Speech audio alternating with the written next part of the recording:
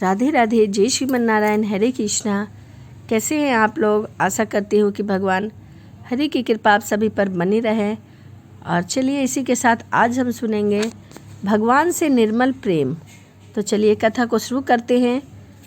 एक गांव में एक निर्धन दंपति रहा करते थे।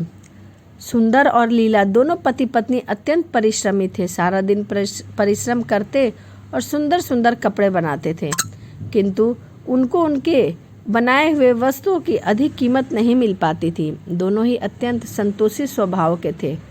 जो मिलता उसी से संतुष्ट होकर टूटी फूटी झोपड़ी में रहकर सूखी रोटी भोजन कर कर अपना निर्वाह कर लिया करते थे।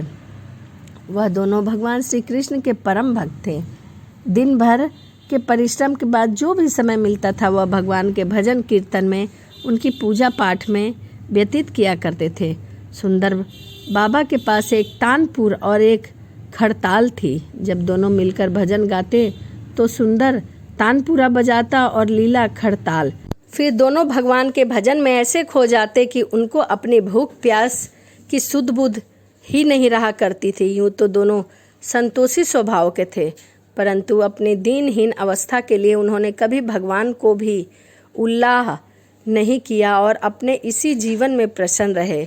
किंतु एक दुख उनको सदा कचोटता रहता था, क्योंकि उनकी कोई भी संतान नहीं थी।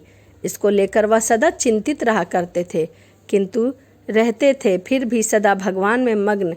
इसको भी उन्होंने भगवान की लीला समझकर स्वीकार कर लिया और निष्काम रूप से श्री कृष्ण से प्रेम भक्ति में डूबे रहते थे। जब उनकी आयु अधिक होने लगी और उनकी कोई भी संतान नहीं हुई, तो एक दिन लीला ने सुंदर से कहा कि हमारी कोई भी संतान नहीं है। कहते हैं कि संतान के बिना मुक्ति प्राप्त नहीं होती। अब हमारी आयु भी अधिक हो चली है, ना जाने कब बुलावा आ जाए। मरने के बाद कौन हमारी चिता को अग्नि देगा और कौन हमारे लिए तर्पण आदि का कार्य करेगा? कैसे हमारी मुक्ति होगी? सुंदर बोला, तो क्यों चिंता करती हो? ठाकुर जी है ना, वह सब देख लेंगे। सुंदर ने यह बात कह तो दी, किंतु वह भी चिंता में डूब गया। तभी उसके मन में एक विचार आया कि नगर में श्री कृष्ण के बाल गोपाल रूप की एक प्रतिमा ले आया और घर आकर बोला कि अब तुझे चिंता करने की कोई आवश्यकता नहीं है। मैं यह बाल गोपाल लेकर आया हूँ। हमारी कोई संतान नहीं है तो क्या हुआ, यह भी इन्हीं की लीला है। हम इनको ही अपने पुत्र के समान प्रेम करेंगे, यही हमारे पुत्र का दायित्व पूर्ण करेंगे और हमारी मुक्ति भी करेंगे। सुंदर की बात सुनकर लीला अत्यंत प्रसन्न हुई। उसने बाल गोपाल को लेकर अपने हृदय से लगा लिया और बोली, आप बिल्कुल ठीक कह रहे हैं, आज से यही हमारे लल्ला हैं। दोनों पति पत्नी ने घर के एक कोना को साफ किया और वहां इन्हें स्थान दिया और एक चौकी लगाकर उस पर बाल गोपाल को विराजमान कर दिया।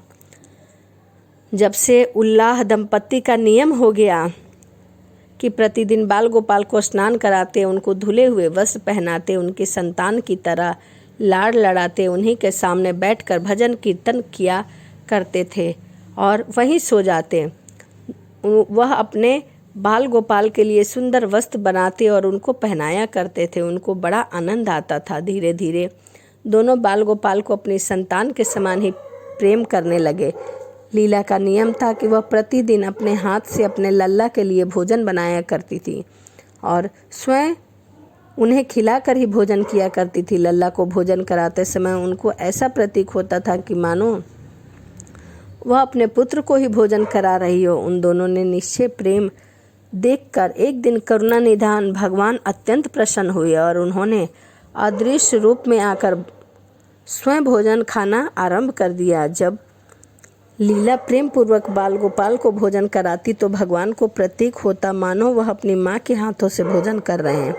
उनको लीला के हाथ से प्रेम पूर्वक मिलने वाला हर कौर माँ के प्रेम का एहसास होता था। लीलाधारी भगवान श्री कृष्ण स्वयं माँ की उस प्रेम लीला से वंशीभूत हो गए, किंतु लीला कभी जान न पाई कि स्वयं बाल गोपाल उसके हाथ से भोजन करते हैं। एक दिन कार्य बहुत अधिक होने के कारण लीला बाल गोपाल को भोजन कराना भूल गई। गर्मी का समय था। भरी दोपहरी में दोनों पति पत्नी कार्य करते करते थक गए और स्वयं भी बिना भोजन किए हुए ही सो गए। उनको सोए हुए कुछ देर हुआ तो उनको एक आवाज़ सी सुनाई दी। उनको आवाज़ सुनाई दी, माँ बाबा मुझको भूख लगी है। दोनों हड़बड़ाकर उठकर चारों ओर देखा, आवाज़ कहाँ से आ रही है, किंतु कोई भी दिखाई नहीं दिया। तभी लीला को स्मरण हुआ कि उसने तो अपने लल्ला को आज भोजन नहीं कराया। वह दौड़कर लल्ला के पास पहुंची और देखा कि बाल गोपाल का मुंह कुंभलाया हुआ है। इतना देखते ही दोनों पति पत्नी वहीं चरणों में गिर पड़े। दोनों की आंखों से आंसुओं की धारा बहने लगी और दोनों क्षमा मांगने लगे। लीला तुरंत भोजन लेकर आई और ना जाने कैसा प्रेम उमड़ा कि लल्ला को उठाकर अपनी गोद में बैठा लिया और भोजन कराने लगी। दोनों पति पत्नी रोते जाते और लल्ला को भोजन कराते जाते, साथ ही बार बार उनसे अपराध के लिए क्षमा मांगा करते थे। ऐसा प्रेम देखकर भगवान अत्यंत द्रवित हुए और अंतर्यामी भगवान श्री हरि साक्षात रूप से प्रकट हो गए। भगवान ने अपने हाथों से अपने रोते हुए माता पिता की आंखों के आंसू पोंछे और बोले, प्रिय भक्त, मैं तुम्हारी भक्ति और प्रेम से अत्यंत प्रसन्न हूँ। तुम जो चाहे वह वर मुझसे मांग लो, मैं तुम्हारी इच्छा को अवश्य पूर्ण करूँगा। इतना सुनते ही दोनों भगवान के चरणों में गिर पड़े और बोले, हे दयानिधान, आप हमसे प्रसन्न हैं और स्वयं हमारे सम्मुख उपस्थित हुए हैं। हमारा जीवन तो ऐसे ही धन्य हो गया। इससे अधिक आपसे क्या मांगूं? इससे अधिक आपसे क्या वस्तु मांगूं? भला क्या महत्व हो सकता है उस वस्तु की? आपकी कृपा हम पर बनी रहे, बस इतना ही कृपा करें। श्री हरि बोले, यदि तुम चाहो तो तुम्हारे जीवन में संतान के अभाव को समाप्त कर मैं तुम्हें एक सुंदर सा संतान प्राप्त करता हूँ। वह सुनते ही सुंदर और लीला एकदम व्याकुल होकर बोले, नहीं भगवान, हमको संतान की आवश्यकता नहीं है। उनका उत्तर सुनकर भगवान ने पूछा, किंतु क्यों? अपने जीवन में संतान की कमी को पूर्ण करने के लिए तुम मुझे अपने घर लेकर आए थे ताकि मैं तुम्हारा संतान बन सकूं। यह सुनकर वह दोनों बोले, प्रभु, हमको भय है कि यदि हमको संतान की प्राप्ति हो गई तो हमारा मोह उस संतान के प्रति बढ़ जाएगा और तब हम आपकी सेवा नहीं कर पाएंगे। उनका प्रेम और भक्ति से भरा उत्तर सुनकर करुणा निधान भगवान करुणा से भर उठे। स्वयं भगवान की आंखों से आंसू टपक पड़ा और वो बोले, हे मैया, हे बाबा, मैं यहाँ आया था आपको आपका ऋण उतारने के लिए, किंतु आपने तो मुझको सदा सदा के लिए अपना ऋणी बना लिया।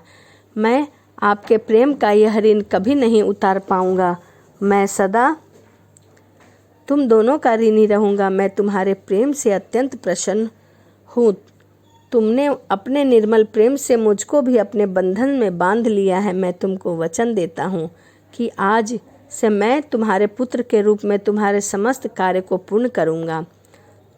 तुमको कभी भी संतान का अभाव नहीं होगा। मेरा वचन कभी असत्य नहीं होता। ऐसा कहकर भक्त वत्सल भगवान बाल गोपाल की प्रतिमा में विलीन हो गए। उस दिन से सुंदर और लीला का जीवन बिल्कुल ही बदल गया। उन्होंने सारा काम धंधा छोड़ दिया और सारा दिन बाल गोपाल के भजन कीर्तन और उनकी सेवा में व्यतीत करने लगे। उनको ना भूख सताती थी, ना प्यास लगती थी। सभी प्रकार की इच्छाओं का उन्होंने पूर्ण रूप से त्याग कर दिया।